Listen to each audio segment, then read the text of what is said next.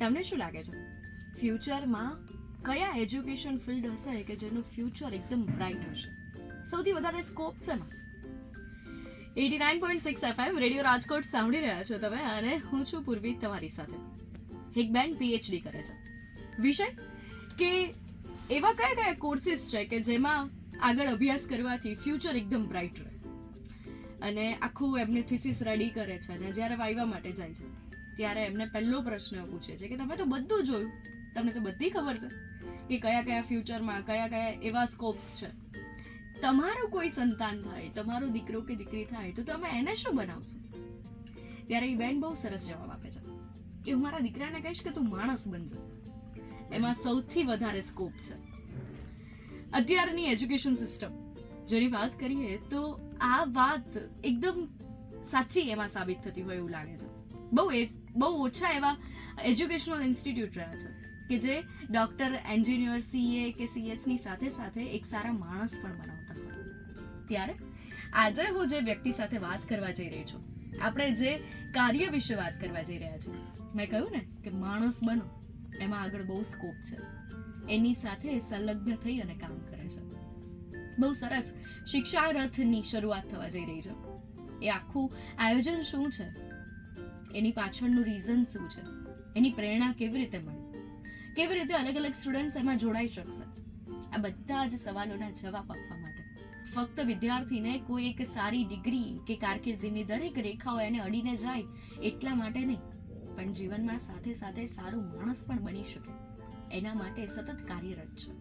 એવા આદરણીય શ્રી DV મહેતા આપણી સાથે જોડાયા છે, જેઓ ચેરમેન છે જીનિયસ ગ્રુપ ઓફ ઇન્સ્ટિટ્યૂટ અને ગાર્ડી વિદ્યાપીઠ રાજકોટના. સૌપ્રથમ તો સર તમારું ખૂબ ખૂબ સ્વાગત છે અમારી સાથે જોડાવા બદલ. અને પહેલો પ્રશ્ન જ મારો એ છે કે શિક્ષા રથ શું છે સર, એના વિશે શું કહેશો? સૌથી પ્રથમ રેડિયો રાજકોટ 89.6 FM ના તમામ શ્રોતાઓને વંદન, નમસ્કાર, ગુડ મોર્નિંગ. શિક્ષા રથ ભારત દેશના સંવિધાનમાં તમામ બાળકોને પ્રાથમિક શિક્ષણનો અધિકાર છે. ત્યારે બાંધકામની સાઇટ પર કામ કરતા બાળકો, મજૂરો કે જેમના બાળકો, મોટાભાગે બાંધકામની સાઇટ પર જે મજૂરો કામ કરતા હોય એ માઇગ્રેટેડ હોય. રાજકોટની વાત કરીએ તો કોઈ ગોધરાથી હોય, કોઈ પંચમહાલથી હોય, કોઈ દાહોદથી હોય, કોઈ બિહારથી હોય, કોઈ UPથી હોય, રાજસ્થાનથી હોય, MPથી હોય. હવે આ મજૂરો છે એ એક સાઇટ પર 2, 4, 6 મહિના, 8 મહિના કામ કરે છે. ત્યાર પછી બીજી સાઇટ પર જાય છે, એમને એના કોન્ટ્રાક્ટર જ્યાં લઈ જાય ત્યાં જાય છે. હવે એમના બાળકો, એમનું ભવિષ્ય શું? આ મજદૂરો બિલ્ડિંગની નીંવ તો ખૂબ જ મજબૂત બનાવવામાં સતત કાર્યરત હોય છે, પરંતુ પોતાના બાળકોનું ભવિષ્ય, એનું બુનિયાદ, એની નીંવ એ બનાવી નથી શકતા. ત્યારે આવા બાળકોને શિક્ષણ આપવાનો એક નમ્ર પ્રયાસ એટલે પ્રોજેક્ટ ઉમ્મીદ, આશા, હોપ,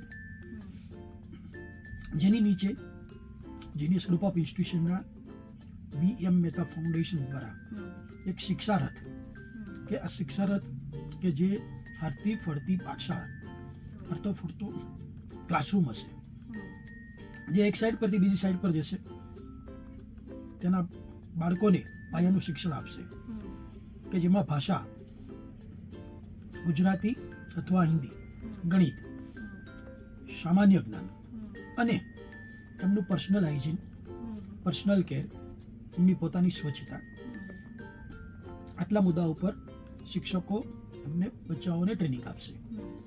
આના પાછળનું લોજિક એ છે કે માનો કે કોઈ બાળક છે એ 6 વર્ષનું છે, એટલે એ પહેલા ધોરણમાં ભણવા માટે સક્ષમ છે, એડમિશન લેવા માટે, પણ એને એડમિશન નથી મળતું.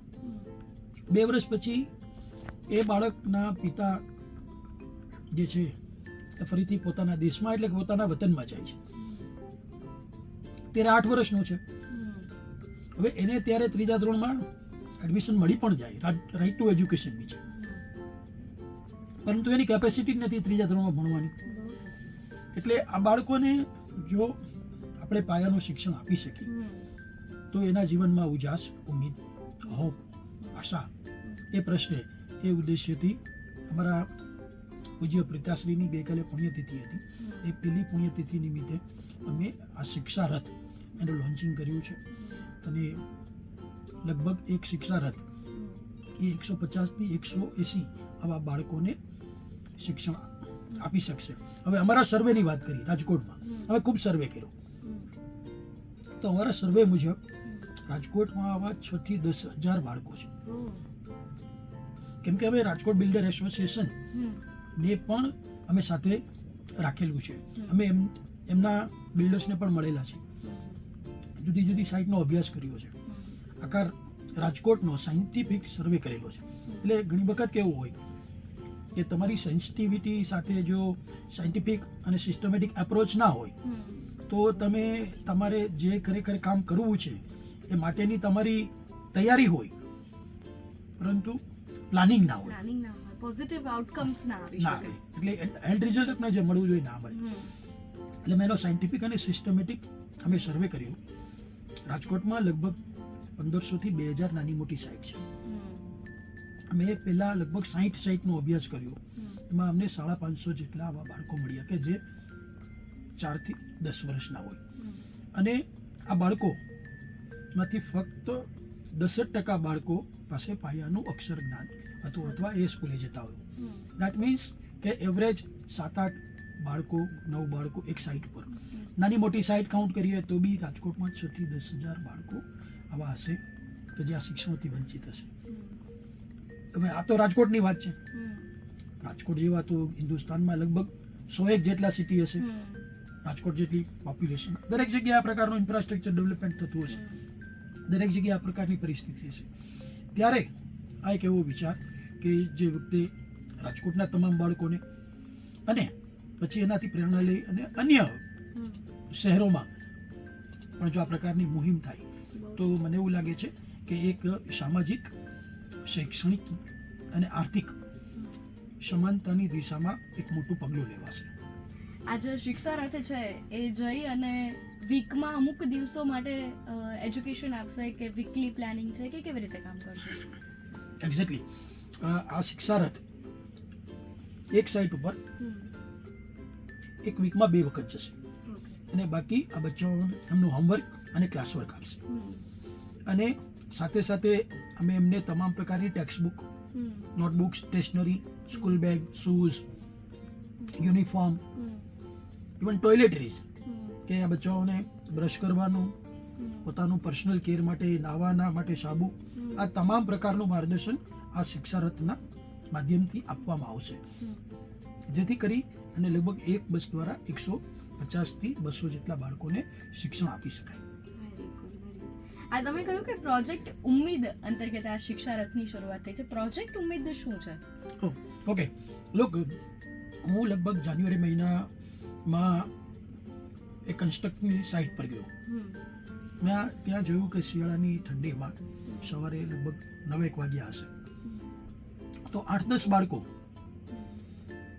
એ કોઈ ઉપરનું કપડું પહેર્યું હોય તો નીચેનું ના પહેર્યું હોય, નીચેનું પહેર્યું તો ઉપરનું ના પહેર્યું, પગમાં ચપ્પલ, શૂઝ કે કાંઈ ના હોય અને ઠંડીમાં પણ એ બાળકો ખુલ્લામાં રમતા.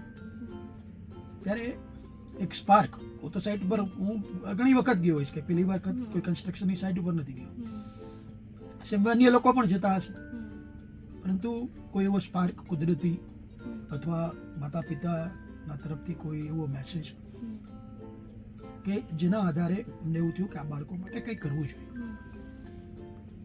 એટલે અમે એમના માટે પ્રોજેક્ટ ઉમ્મીદ લઈને આવ્યા.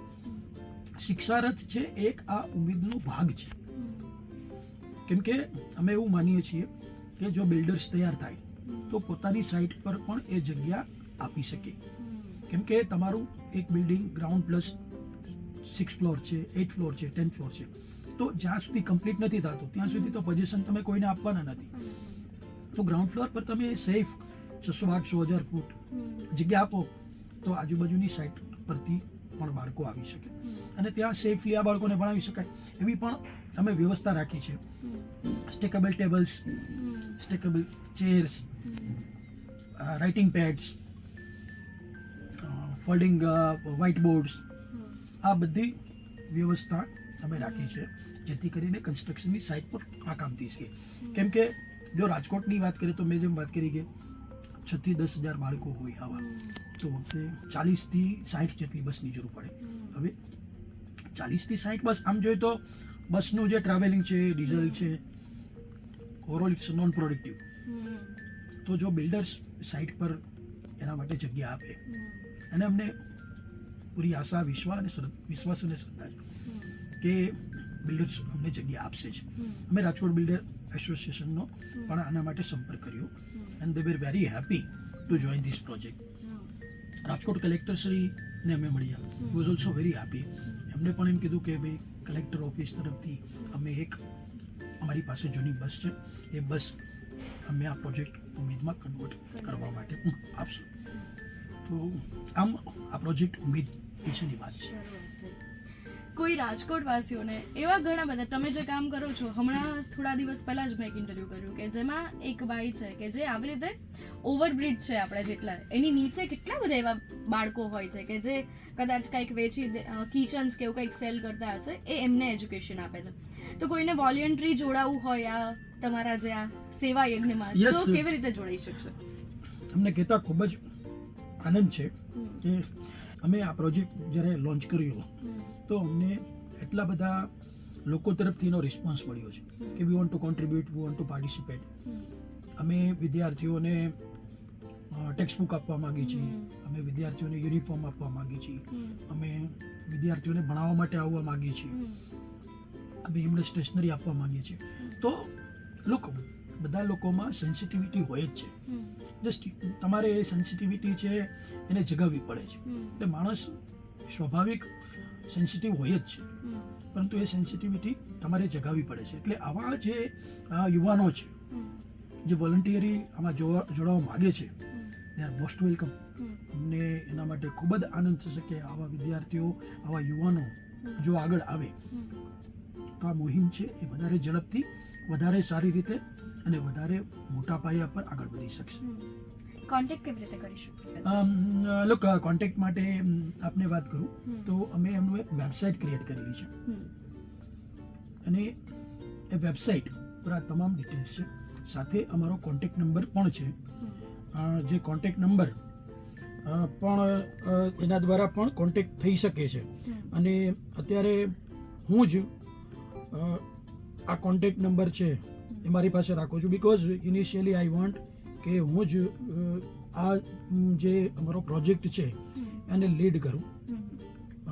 તો આના માટેનો નંબર પણ છે, જે I will share with you the number also right નાઉ.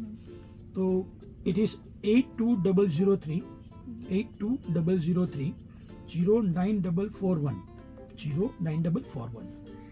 રાજકોટ વાસીઓને શું સંદેશો આપશો?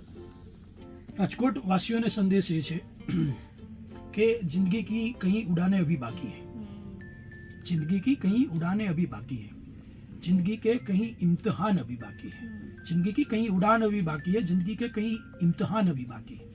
अभी तो नापी है मुट्ठी पर जमी हमने, अभी तो नापी है मुट्ठी पर जमी हमने, अभी तो पूरा आसमान बाकी है, अभी તો પૂરા આસમાન બાકી. એટલે રાજકોટ વાસીઓ પણ આ જે આસમાન સુધી પહોંચવાની જે ઉડાનની ઉમ્મીદ છે એમાં જોડાઈ અને આ કાર્યમાં અમને સહયોગ આપે.